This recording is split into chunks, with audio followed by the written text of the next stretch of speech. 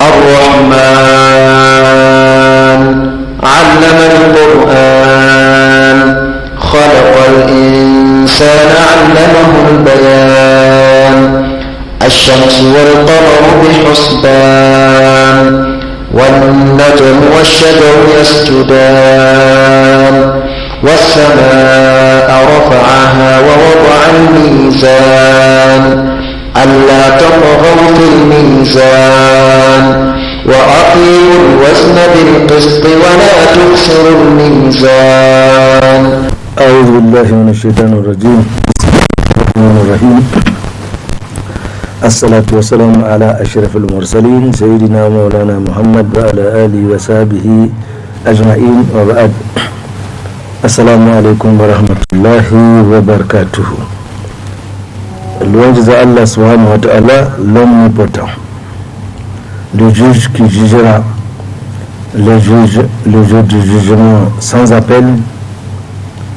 Allah rehausse les rangs de tous ceux qui se conforment à ses commandements et rabaisse tous ceux qui s'en détournent. Nous attestons qu'il n'y a point de divinité en dehors d'Allah subhanahu wa ta'ala et que par conséquent rien d'autre ne mérite d'être adoré si ce n'est lui. Nous attestons aussi que Muhammad sallallahu alayhi wa sallam est le sceau des prophètes, paix et salut d'Allah soit sur lui, sur les nobles membres de sa famille, sur ses illustres compagnons et sur tous ceux qui et celles qui les ont suivis et qui ont su dominer leur passion pour ne faire valoir que des comportements louables et agréés de leur Seigneur. Il importe, chers frères et sœurs, que nous rappelions que c'est Allah subhanahu wa ta'ala qui a créé toutes choses et Allah en a donné à chaque créature une proportion bien déterminée. Par exemple, à propos de l'homme, Allah subhanahu wa ta'ala a dit ba'da a'udhu billahi minash shaitanir rajim wa laqad khalaqnal insana wa na'lamu ma tuwaswisu bihi nafsuhu wa nahnu aqrabu ilayhi min hablil warid. Allah nous dit à travers ce verset qu'il a certainement, c'est nous qui avons certainement créé le Bani Adam. Et nous avons connaissance de tout ce que son âme lui suggère ou lui saute. Et Allah dit, nous sommes plus proches par notre science de l'être humain que sa veine jugulaire. Mais l'homme, le Bani Adam, n'est pas créé sans but, c'est-à-dire sans objectif.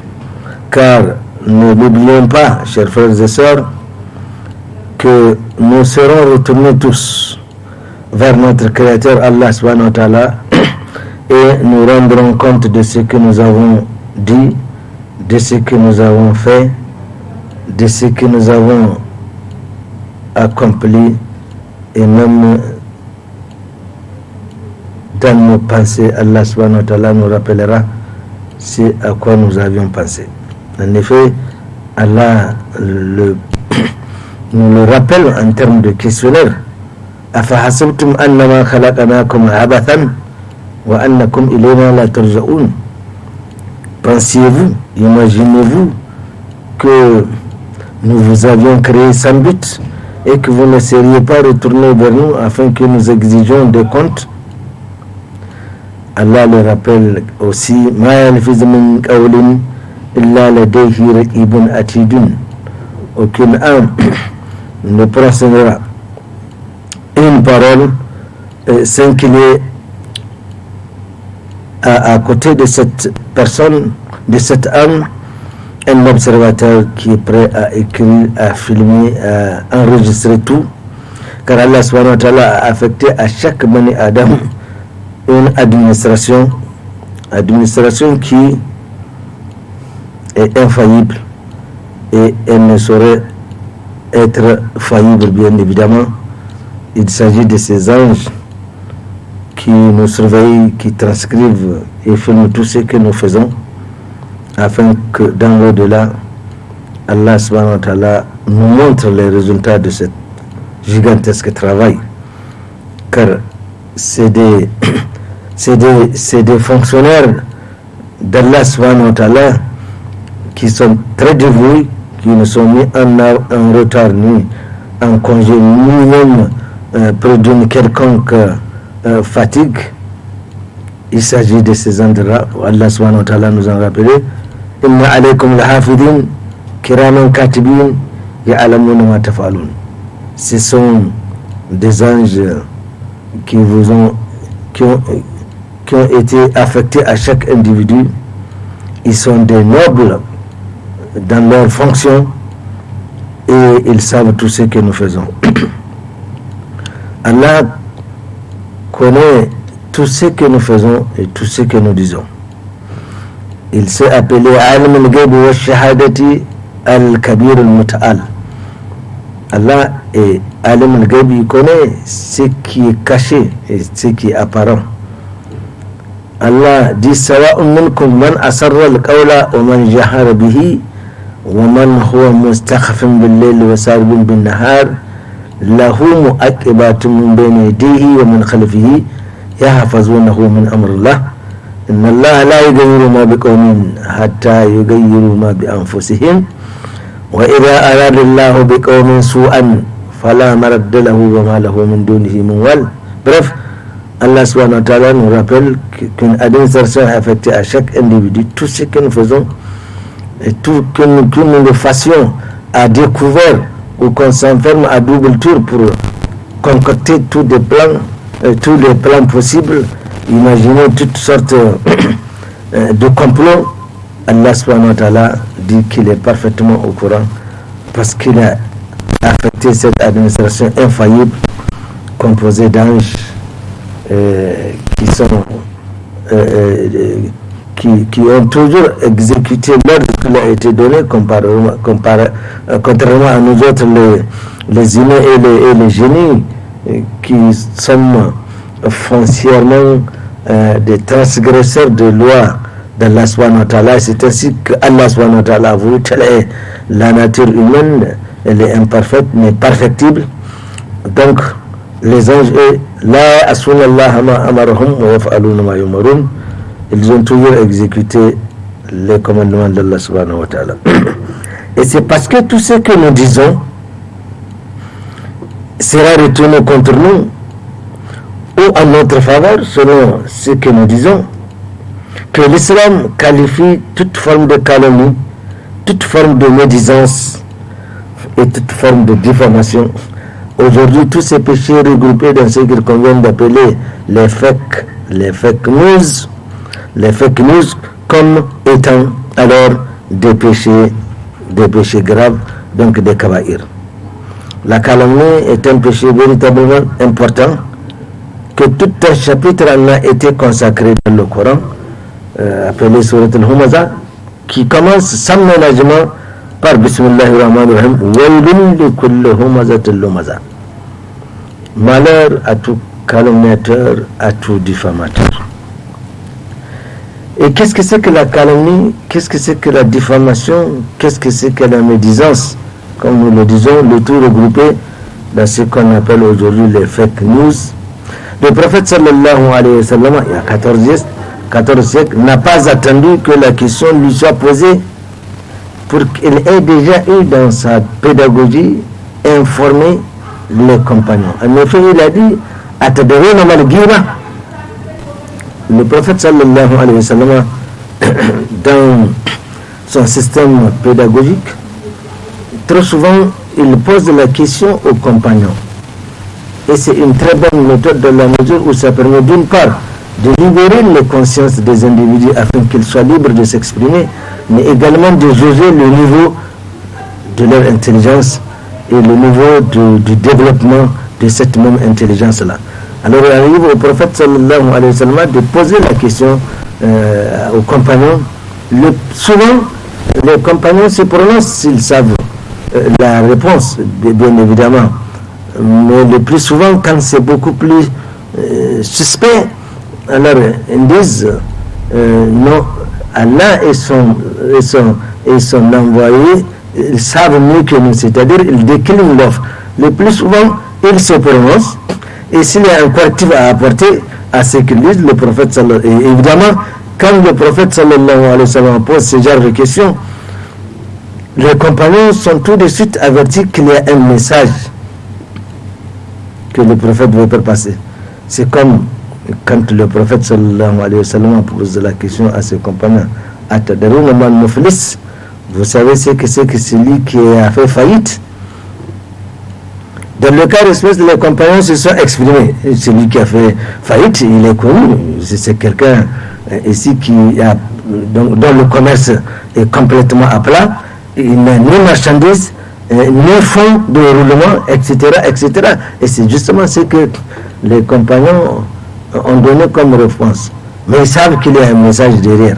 Le prophète sallallahu alayhi wa sallam leur dit, celui qui a fait faillite dans ma communauté, eh bien c'est celui-là qui a, pendant sa vie ici-bas, il a été un bon prieur, il s'est recueilli dans toutes ses prières, il est allé plusieurs fois à la Mecque, plusieurs fois à la Umrah, il a fait beaucoup de zakat, il a fait beaucoup d'aumônes, il a fait beaucoup de biens, etc., etc., etc.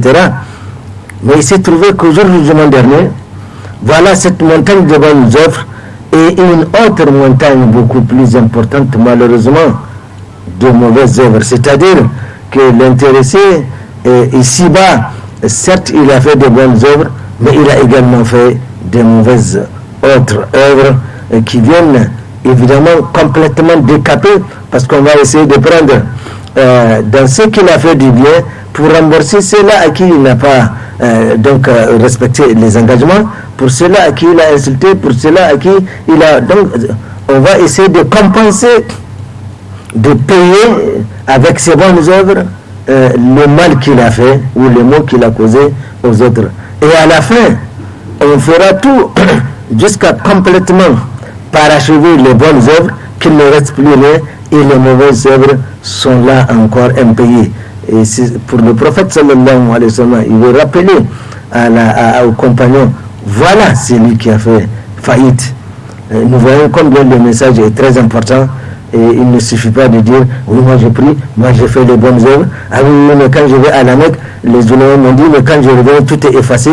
Et qu'on se permet toujours de tromper les gens, de chercher à brimer les gens, etc., etc. Dans l'au-delà, c'est avec ces bonnes œuvres ces bonnes œuvres serviront à payer les mauvaises œuvres qu'Allah subhanahu wa ta'ala nous en présente. Alors, dans le cas d'espèce, le prophète a posé la question aux gens, vous savez ce que c'est que la calomnie, la diffamation? Kalou, Allah wa Rasuluhu alam. Ici, ils ont décliné l'offre. Ils ont dit, Allah et son prophète savent mieux que nous. Et le prophète sallallahu alayhi wa sallam a expliqué, il dit, zikruka akhaka bima yakaraf. La calomnie, la diffamation, c'est parler de ton frère sur un sujet qu'il ne souhaiterait pas qu'on en parle. Il se peut que l'événement s'est passé en votre présence et que le frère ne veut pas qu'on aille rapporter cela. Alors en faisant cela, eh bien vous l'avez calomnié, vous l'avez diffamé. Mais les compagnons ont dit qu'il a Afara'aita in kana fi akhima aqul. Qu'en penses-tu alors au prophète, si c'est que j'ai dit de mon frère, certes qu'il ne veut pas, mais je n'ai pas menti, ce que j'ai dit est vrai. Alors le prophète sallallahu alayhi wa sallam a dit, in kana fihi ma taqulu faqad tabtahu. Si ce que tu dis est vrai concernant ce frère qu'il ne voudra pas qu'on en parle, eh bien tu as maudit de lui, c'est de la médisance.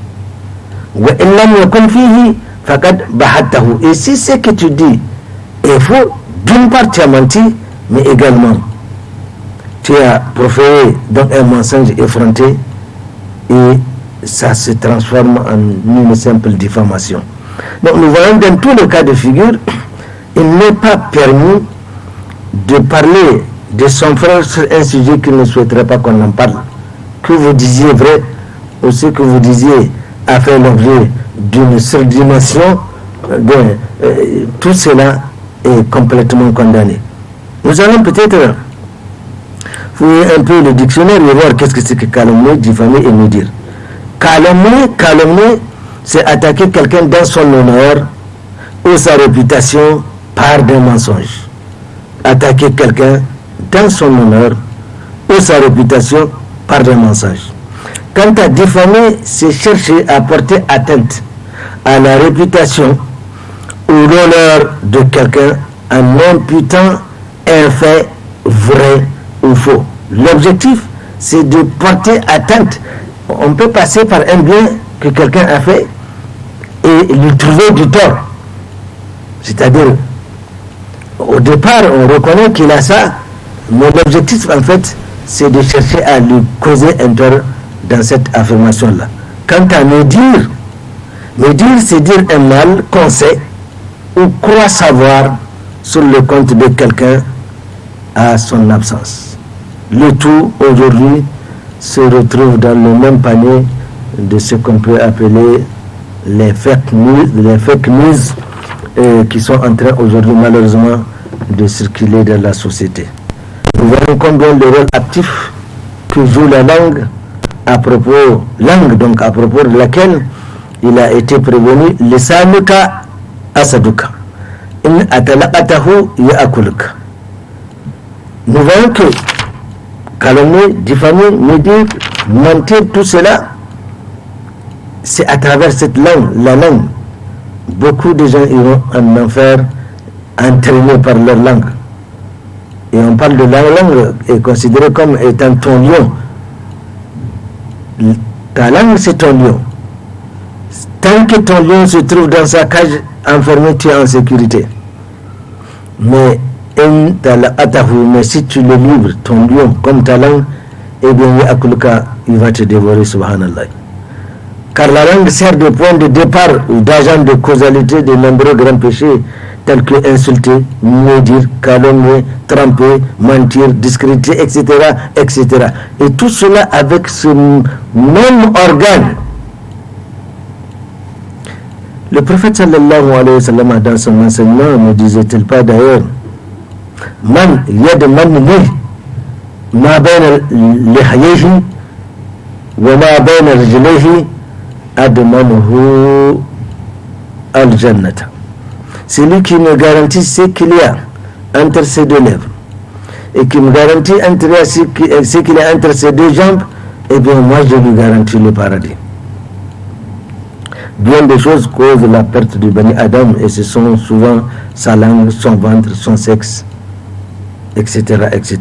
Un hadith rapporté par Moussa Abou, qui demanda lui-même au prophète sallallahu alayhi wa sallam, il dit, قلت يا رسول الله أي المسلم أفضل? C'est qui est le meilleur des gens, des soumis, des croyants? Quel est le critère d'un bon musulman? Le prophète sallallahu alayhi wa sallam a dit, Man salama al-muslimina bil lisanihi wa yadihi. C'est celui-là dont les musulmans, et même ceux qui ne sont pas musulmans, c'est celui-là dont de façon générale la société n'a à craindre ni les effets de sa langue, ni également les effets de ses mains. Chers frères et sœurs, l'islam est une religion éminemment communautaire qui désapprouve toutes les pratiques qui tendent à remettre en cause la cohésion sociale ou qui créent la méfiance entre les individus ou qui les divisent. Allah subhanahu wa ta'ala nous recommande ceci. Ayyuhalladhina amanu in ja'akum fasiqun binaba'in fatabayyanu an tusibu qauman bijahalatin fatusbihu ala ma fa'altum nadimin. C'est un conseil éminemment important dans le cadre de la cohésion, dans le cadre de ce projet de société que l'islam prend, cette société dans laquelle il fait bon vivre, où il n'y a aucune crainte à avoir contre ou pour qui que ce soit.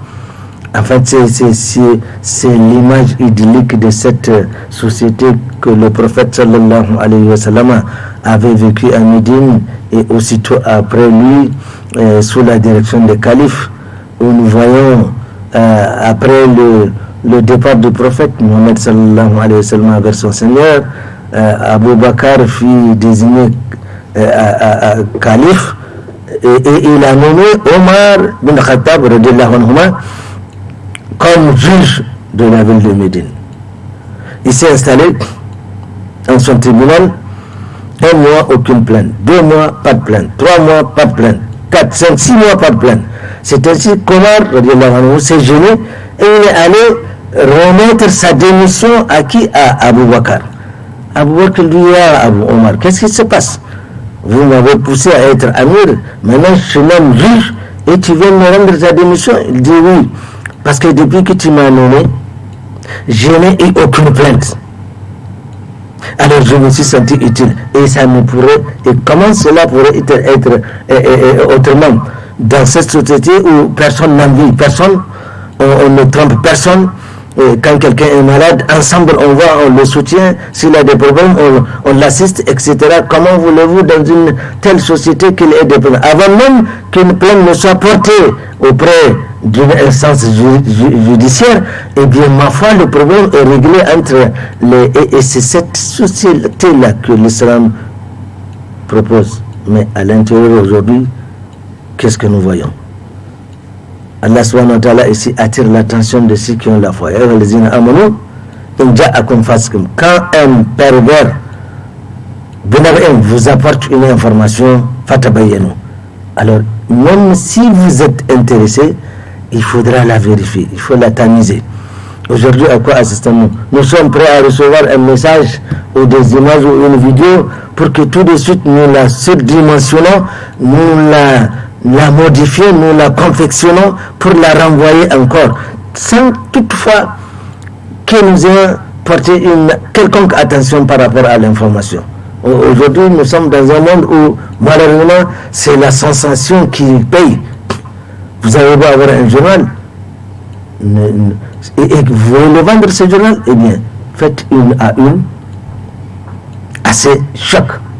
C'est un malheur qui tape quelqu'un, c'est quelqu'un qui a fait ceci, tout de suite les gens vont s'appeler. Regardez, écoutez, toutes les informations aujourd'hui qu'on balance dans le monde entier, c'est des trains, c'est des émeutes, c'est des trains qui déraillent, c'est des avions qui tombent, c'est des navires qui plongent, c'est des guerres ici, c'est des morts là-bas, c'est des bombes qui sautent. C'est là qu'on va, on a comment formater notre esprit à vouloir aimer ça parce qu'on ne nous présente que cela et que c'est cela seulement justement qui se paye. Allah attire l'attention de ceux qui ont la foi. Quand une information vous parvient, alors faites attention, même si elle vous concerne, même si elle vous intéresse. Car le problème, c'est qu'aujourd'hui, on n'est pas prêt à s'occuper de ce qui me concerne, par exemple. Non, je préfère m'occuper des problèmes des autres.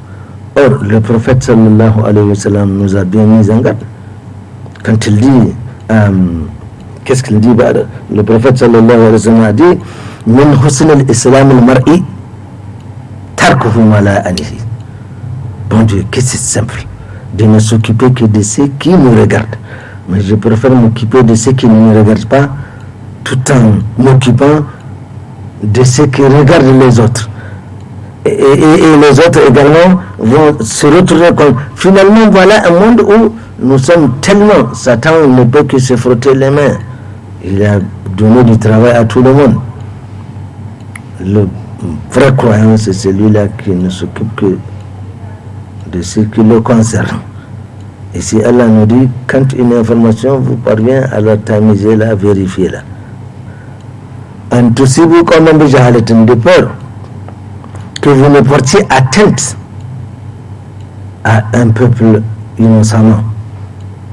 Et c'est aujourd'hui, c'est qu'on ne se rend même pas compte de l'acte que nous posons quand nous diffusons une information fausse, et créée à dessein, tout juste pour nuire, et sans que la personne même ignore votre existence. Vous en voudrez à cette personne-là. Et le monde aujourd'hui tourne à 100% comme ça. Et ça rapporte le fruit. Satan est content que ça se passe comme ça.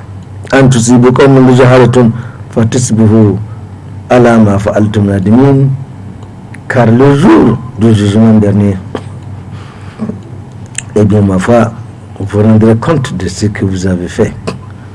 Alors aujourd'hui, au nom d'une corporation, on se croit être libre de dire, de faire, de penser comme on veut.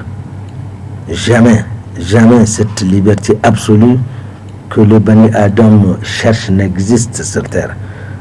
Et chaque action, elle est notée, enregistrée, et chacun rendra compte de ce qu'il a accompli. Allah subhanahu wa ta'ala a dit wala tuti kullu halafin mahin, à aucun grand joueur, hamazin masha'in binamin, grand diffamateur et grand colporteur de médisance. Mana'il lil khairi mu'tadin athim, grand empêcheur de bien, transgresseur des lois d'Allah subhanahu wa ta'ala. Ces versets étaient descendus depuis les premières révélations, mais c'est-à-dire que cela ne nous concerne pas. Y a-t-il pas des gens contre lesquels il ne faut jamais, des gens qui vous disent que ce qu'ils disent c'est vrai, des gens qui diffament, qui comportent des informations, qui médisent, des gens qui transgressent les lois d'Allah subhanahu wa ta'ala? Il y en a, mais ça s'adresse également à nous. L'islam dans son dogme nous défend de prêter l'oreille ou de nous verser dans la calomnie qui consiste, comme nous l'avons dit, intentionnellement à ternir et à propager des accusations mensongères dans le seul objectif de nuire à la réputation ou à l'honneur d'un individu ou d'un groupe d'individus, ou d'attiser le feu de la discorde et de la mésentente entre les gens. L'islam le défend.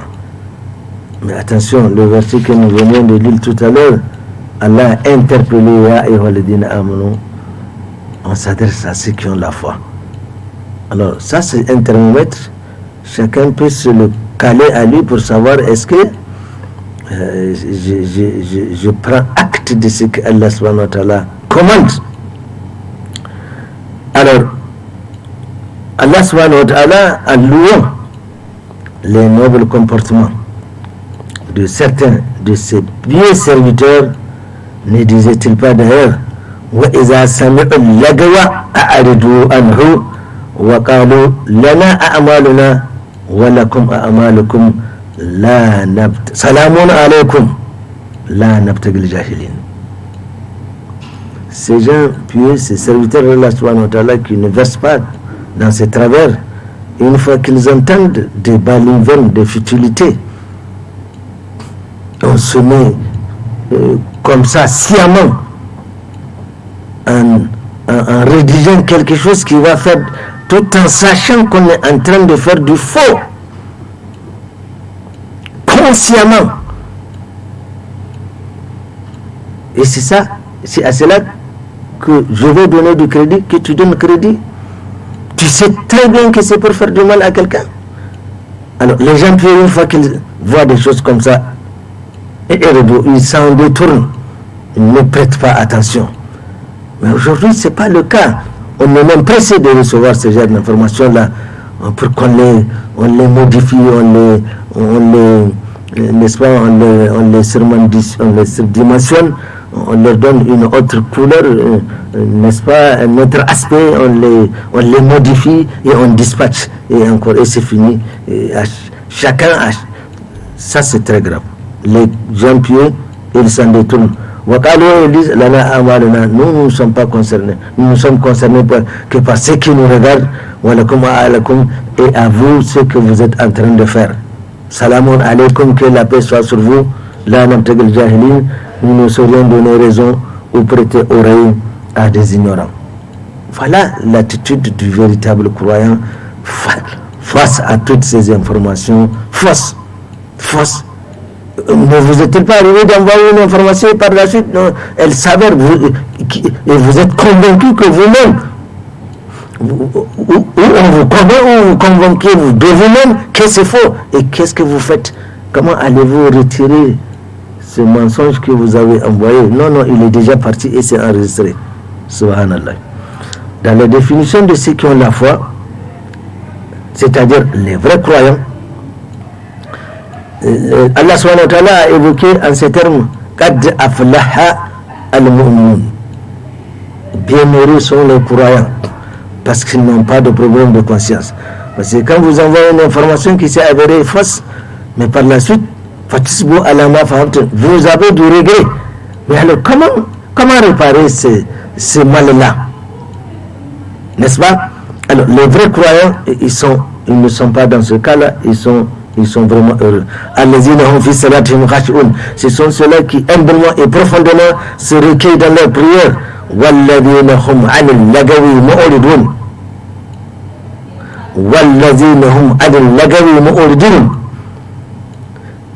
Ce sont ceux-là qui fuient, qui se détournent des futilités. Quelle est mon attitude quand je vois ce genre d'informations qui circulent, tout en sachant que c'est à dessein, c'est fait pour faire du mal? Est-ce que je me donne le plaisir moi aussi de les multiplier, ou bien je me dis non, j'ai lu, c'est parvenu, mais je ne prends pas conscience et je me tais. J'efface, même si c'est possible, si j'ai ce courage-là. Est-ce que c'est comme ça que je fais? Est-ce que c'est comme ça que tu fais? Alors, la médisance, la diffamation, la calomnie ont plusieurs sources qui vont de la jalousie, de l'espionnage, en passant par des conjectures ou autres adversités. Et c'est parce que justement ces actes sont abominables qu'Allah subhanahu wa ta'ala décrète en disant, en interpellant toujours ceux qui ont la foi, qui châtient bien, aiment bien, qui aiment bien, châtient bien, voilà. Ya ayyuhalladhina amanu ijtanibu kathiran min adh-dhann inna ba'da dhanni ithmun wa la tajassasu wa la yaghtab ba'dukum ba'da ayuhibbu ahadukum an ya'kula lahma akhihi maytan fakarihtumuhu wattaqullaha innallaha tawwabur rahim. Allah ici encore interpelle ceux qui ont la foi en leur enjoignant de s'éloigner, d'éviter de trop conjecturer, car la plupart de tout cela constitue un véritable péché. Mais pourquoi je vais m'occuper de ce qui ne me regarde pas? L'islam invite les Corans de ne pas le faire, de ne pas trop penser, de ne pas trop chercher à comprendre, de ne pas trop conjecturer, de ne pas trop... C'est devenu une obsession, c'est de la suspicion toujours, et on essaie, Satan te pousse à il faut que tu satisfasses ce que tu as comme problème, qui ne te regarde pas du reste. Tu as considéré ça comme étant un problème pour toi. Alors tu t'imagines que oui, non, c'est ça. Ah oui, non, on sait que c'est comme... Ah non, non, ça ne peut... Oui, on a appris. Et c'est comme ça. Allah dit, vous qui croyez, ne faites pas ça. Parce que la plupart de tout cela constitue un véritable péché. Voilà, tajassasu, ne vous espionnez pas. Ne vous épiez pas. C'est terrible, quand même, l'attitude que nous avons aujourd'hui. La personne ignore ton existence. Elle ne sait pas si elle t'a créé, mais toi tu es là en train de lui chercher un malheur. Mais si tu es convaincu que ce qu'il est en train de faire est mauvais, si tu ne peux pas prier pour lui, parce que le prophète sallallahu alayhi wa sallam a dit que le bon croyant c'est celui qui aimerait pour son frère ce qu'il aime pour lui-même. Alors si tu n'as pas le courage de prier pour lui, mais pourquoi tu veux l'envoyer directement en enfer? Parce qu'envoyer quelqu'un en enfer dans sa pensée, c'est s'envoyer soi-même au paradis, car on n'aimerait pas le suivre là où on l'a envoyé. Alors ne nous épions pas, ne nous espions pas entre nous. Voilà, yagatab ba'adukum ba'ada, et ne disez pas les uns les autres. Ayuhibbu ahadukum. Allah subhanahu wa ta'ala ici pour nous donner l'image de ce que nous sommes en train de faire. Allah dit ayuhibbu ahadukum an ya'kula lahma akhihi maytan. Je me pose la question, est-ce que je suis prêt à manger le cadavre de mon frère? Est-ce que tu aimeras manger le cadavre de ton frère? Il aimera manger le cadavre de son frère ou de sa soeur? Est-ce que aimerions-nous est-ce que pourrions-nous manger le cadavre de notre frère? Mais d'où vient cette idée-là? Mais c'est la même, c'est l'image que nous donnons en médisant, en calomniant un frère ou une soeur. Allah compare cela au goûter du cadavre d'un frère ou d'une soeur. Mais tellement l'image est camouflée par Satan, nous ne voyons pas cela. Allah subhanahu wa ta'ala dit Fakarejtumuhu, vous en répugnez de manger le cadavre de votre frère. Et pourtant, c'est ce que nous sommes en train de faire quand nous calomnions, nous diffamons, nous maudisons des frères ou des sœurs. C'est la même chose que nous faisons. Et pourtant, dans le physique, dans le texte, nous voulons, nous n'accepterions pas de manger le, mais dans la vie courante, nous sommes en train de le faire. Subhanallah. Ahib ahadukum an ya'kula lahma akhihi maytan fakarhtumuhu, vous en répugnez. Wattaqullah. Alors, craignez Allah subhanahu wa ta'ala. Inna Allah, certes Allah, tawwabun, revenez et implorez son pardon. Rahim, il est plein de miséricorde. Ne continuons pas à chercher du malheur à nos frères ou à nos sœurs.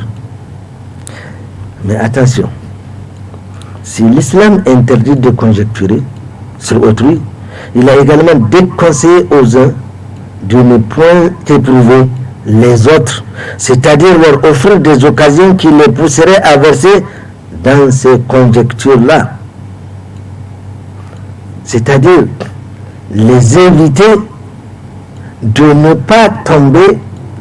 L'être humain, il est faible par nature, nous l'avions dit, une nature.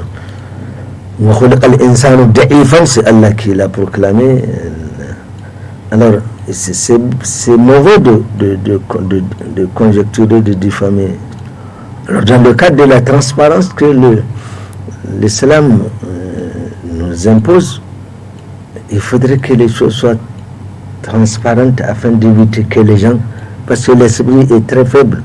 Le plus souvent, c'est pas tout le monde qui a la force de cette foi de se retenir. Donc, quand on voit un obstacle, on essaie de le juger, n'est-ce pas, et de tirer une conclusion. L'islam ne veut pas que vous poussiez les frères et les sœurs dans ces conditions-là. Car la vie de la communauté des croyants, c'est une vie de fraternité. Allah subhanahu wa ta'ala a dit innamal mu'minuna ikhwatun fa aslihu bayna akhawaykum wattaqullaha la'allakum turhamun. Les croyants entre eux, ils sont des frères. Donc, entretenez cette fraternité, établissez la concordance, vivez en bonne cohabitation entre frères. Wattaqullah, Allah le remartèle ici une fois encore, craignez Allah subhanahu wa ta'ala. Allah s'est adressé, ya ayyuhallazina amanu, innamal mu'minuna, c'est au Coran qu'on dit, ittaqullah, craignez Allah subhanahu wa ta'ala. Au prophète même Allah subhanahu wa ta'ala, ya nabi, ittaqillah. Allah a enjoint, la foi a besoin d'être entretenue, c'est ce que ça veut dire, n'est-ce pas? La foi ressemblerait à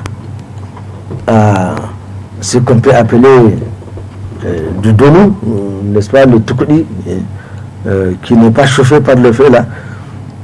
Vous le remuez, vous mettez de l'eau, vous le laissez quelques instants, à un moment donné vous verrez que la masse compacte est en bas et en haut c'est de l'eau. Mais la foi c'est comme ça, on a besoin de secouer cela, de remuer cela afin de retrouver la véritable foi. C'est pourquoi trop souvent Allah accompagne ceux qui ont la foi de continuer à avoir la crainte en Allah subhanahu wa ta'ala afin de consolider cette foi-là. Dans Surat Al-Anfal, en son premier verset, le Coran nous invite là aussi à sa crainte, suivie immédiatement de la recherche et du maintien de cette concorde-là. Bismillahirrahmanirrahim. Yas'alunaka anil anfal, qul al-anfalu lillahi war rasul, fattaqullaha wa aslihu zata bainakum wa ati'u allaha wa rasulahu in kuntum mu'minin. Craignez Allah subhanahu wa ta'ala, obéissez à Allah et obéissez à son prophète. C'est comme ça que vous pourriez obtenir la miséricorde d'Allah subhanahu wa ta'ala. De nos jours, chers frères et sœurs, la calomnie, la médisance, la diffamation, les fake news aujourd'hui sont monnaie courante au point où elles ont atteint un degré jamais égalé, tel qu'aucun domaine de la vie courante n'est épargné. À titre d'exemple, très rapidement, nous pouvons faire les observations suivantes. Au sein de la famille et du foyer, certaines personnes mal intentionnées n'hésitent pas à user de la calomnie pour diviser les familles et séparer les couples, qu'on chercherait à tout moyen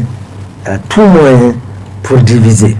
Il y a des gens qui sont spécialisés dans cette manœuvre-là, à raconter des ragots, à venir pousser les uns contre les autres au sein d'un foyer.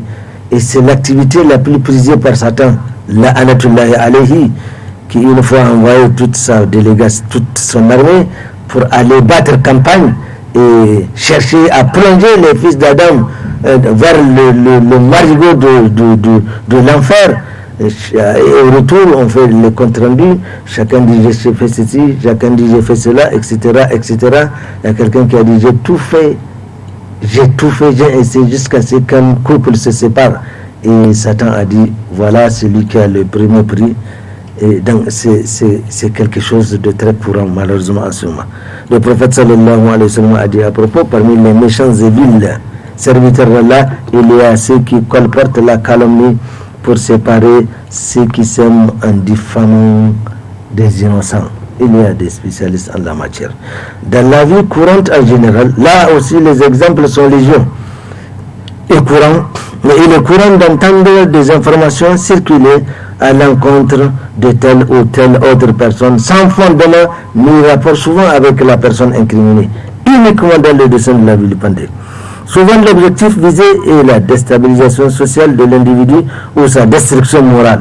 Cela ressemble à des gens qui s'adonnent à l'activité, aux sales activités, n'est-ce pas, d'adoration des idoles, ce que le Coran nous rapporte, pensant trouver satisfaction, mais hélas, la vérité aura toujours raison du mensonge. وما يتبع أكثرهم إلا ظنا إلا الظن لا يغني من الحق شيئا إن الله عليم بما تفعلون.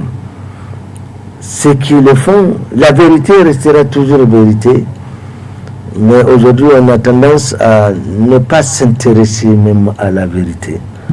C'est le mensonge qui semble intéresser, qui semble plaire aux gens. C'est ça qui attire. On ne veut plus. On est dans un monde assez grave parce que si vous voulez être cru, il faut mentir. Si vous voulez avoir du crédit, il faut dire le contraire. C'est-à-dire, c'est comme si on est en train de battre campagne contre la morale. C'est ce qui plaît. Subhanallah. Mais la vérité restera toujours la vérité. Car le prophète sallallahu alayhi wa sallam nous a dit Iyakum wa dhann fa inna dhanna akadhaba al-hadith. Le prophète attire l'attention de la Oumma en disant attention aux conjectures, attention à la calomnie, à la médisance, n'est-ce pas, attention aux fake news, et car le plus souvent c'est des mensonges qui sont préférés. Et malheureusement, dans la vie sociale, aujourd'hui, depuis l'avènement de la démocratie, nous vivons les régimes politiques. Et nous nous imaginons qu'au nom de la démocratie, au nom des libertés individuelles que nous donne la démocratie et que nous souhaiterons être une liberté absolue au point où nous pourrons dire ce que nous voulons ou faire ce que nous voulons. C'est ainsi que aujourd'hui on se permet d'écrire tout ce qu'on veut au nom d'un syndicat, au nom d'un parti politique, au nom d'une corporation quelconque, on s'imagine être libre au nom d'une liberté qu'on veut absolue et qui n'existe pas, bien évidemment. Il n'y a pas de liberté absolue. Tout ce que je prononce comme mot sera retenu dans l'au-delà. Le jour où justement Allah va dresser son tribunal de dernière instance, le jour où Allah va dresser son tribunal, Allah dit, nous allons poser les assises de notre tribunal le jour du jugement dernier. Aucune âme ne subira. Allah dit al-mawazin al-qisita, c'est-à-dire les balances d'équité. Ces balances dont il est question ici ne ressemblent pas à nos balances de l'ici-bas, car nos balances d'ici-bas, elles ne sont pas justes, elles ne sont pas équitables.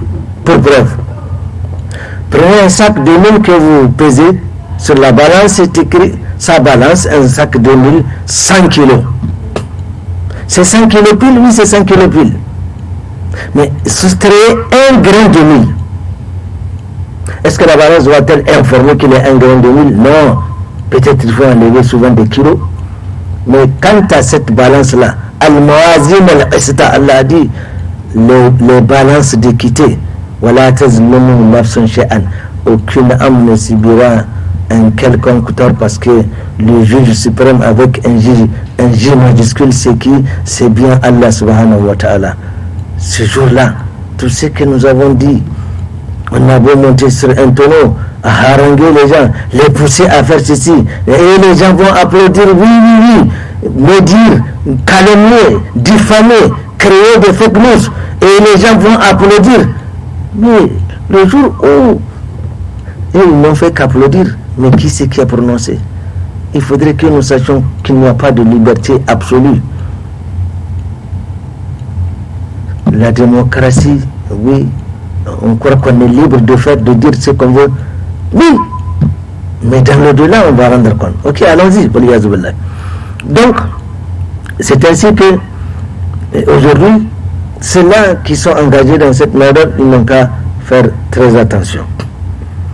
Car si le ridicule ne tue pas, c'est ce qu'on a l'habitude de dire, la calomnie, la médisance, les fake news vont tuer, malheureusement. Donc faisons attention à ce que nous faisons.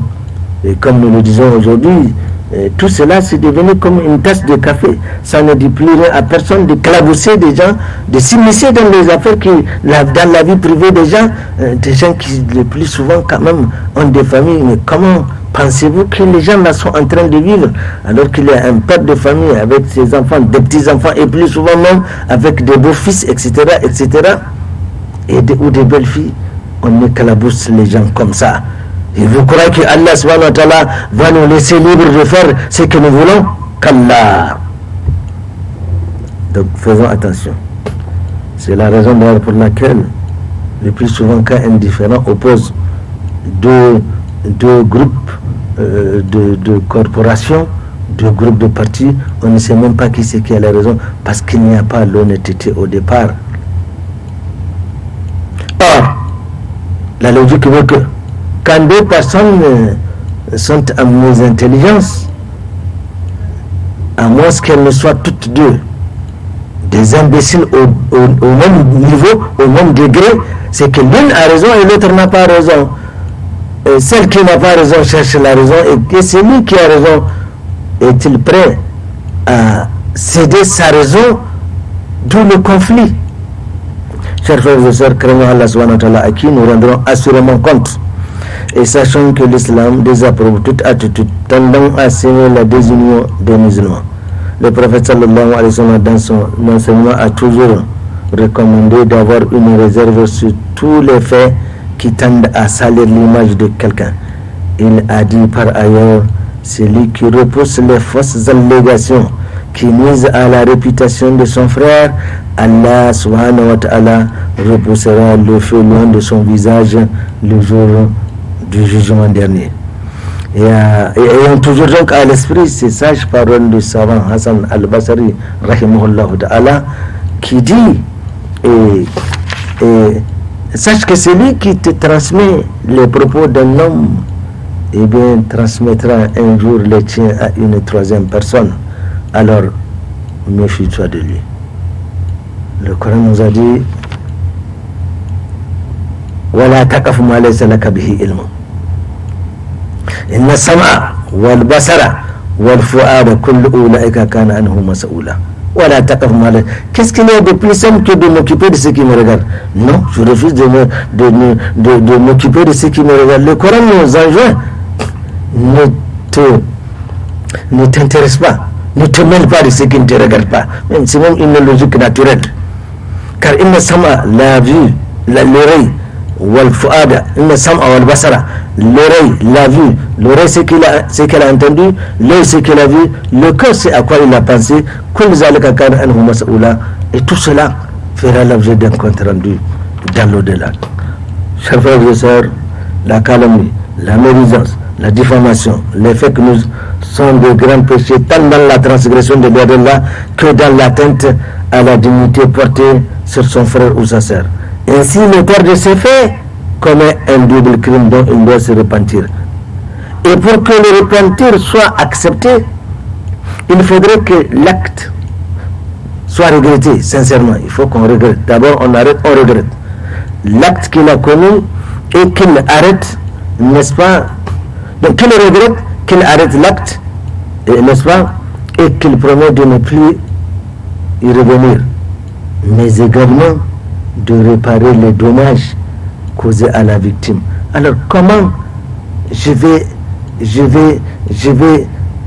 demander pardon à tous ceux à qui là j'ai fait du mal, à qui je me pose d'abord la question et t'invite mon frère, ma soeur à le faire du même. Comment tout ça là allons-nous changer ou demander pardon à ces gens à qui nous avons fait tous ces torts, et aujourd'hui on n'est pas prêt à s'arrêter, on continue, on se complaît, on jubile, on attend que les informations nous parviennent pour qu'on continue à les avouer, chers frères et sœurs, que c'est une œuvre gigantesque, difficile et voire irréalisable devant l'ampleur de ces mots. C'est ainsi qu'il faut comprendre quand dans le hadith le prophète nous dit al-ghibatu ashad min ad-dina. La calomnie, la médisance, la diffamation, les fake news sont pires que la fornication. Waliyaz billah.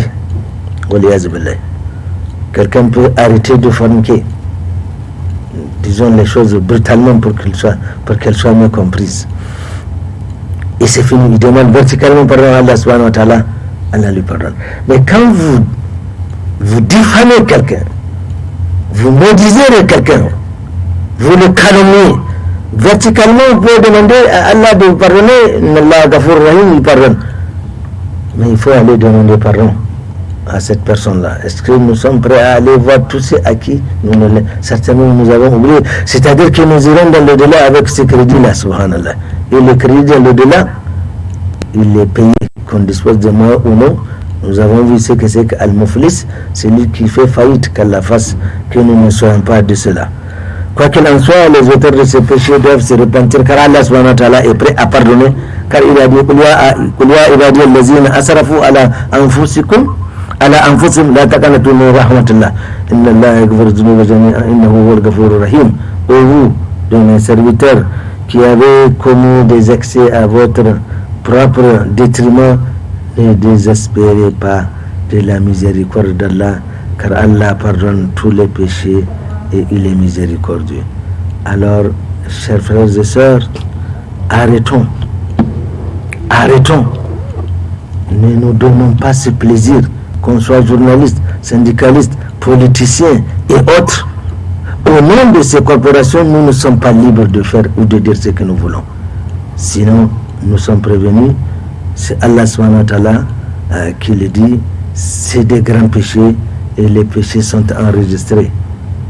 Pire, ces genres de péchés, non seulement si on est verticalement pardonné, mais il faut demander aussi pardon à ceux à qui on a fait du tort. Tels sont les propos qu'Allah subhanahu wa ta'ala a voulu que nous rapportions ici et aujourd'hui. Nous prions Allah subhanahu wa ta'ala de nous pardonner éventuellement des erreurs que nous aurions commises involontairement, et qu'il nous fasse partager c'est que nous avons dit juste qu'il aime et qu'il agrée. Subhanakallahumma bihamdik ashhadu an la ilaha illa anta astaghfiruka wa atubu ilayka. ربنا تقبل منا انك انت السميع العليم وتب علينا يا رب انك انت التواب الرحيم. ربنا ظلمنا انفسنا وان لم تغفر لنا وترحمنا لنكونن من الخاسرين. ربنا باعد بيننا وبين اخطانا كما باعدت بين المشرق والمغرب ونقي قلبنا كما ينقى الثوب الابيض من ربنا وتقبل دعاء. ان الله وملائكته يصلون على النبي يا أيها الذين آمنوا صلوا عليه وسلموا تسليما. اللهم صل على محمد وعلى آله وسلم. سبحان ربك رب العزة عما يصفون وسلام على المرسلين والحمد لله رب العالمين والسلام عليكم. بسم الله الرحمن الرحيم. الرحمن علم القرآن خلق الإنسان علمه البيان. الشمس والقمر بحسبان والنجم والشجر يسجدان. والسماء رفعها ووضع الميزان ألا تطغوا في الميزان وأقيموا الوزن